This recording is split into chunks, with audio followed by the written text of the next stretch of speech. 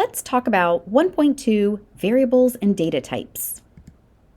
At its core, programming is really all about storing data so that it can be accessed, manipulated, and shared in creative ways. One way we can define data is by its type. A type is a set of values, a domain, and a set of operations on them. Data types can be categorized as either primitive or reference. Look at these two representations of primitive and reference types. What do you notice? How are they similar? How are they different?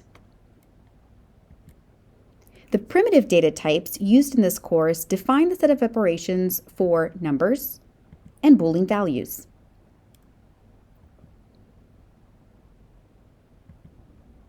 The three primitive data types used in this course are integer, double, and Boolean.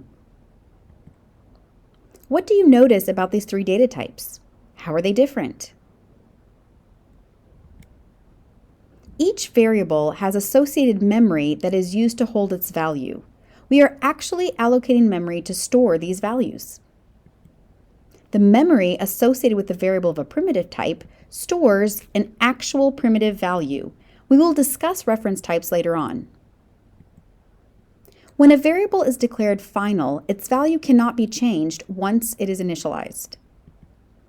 The keyword final establishes the immutability of a variable.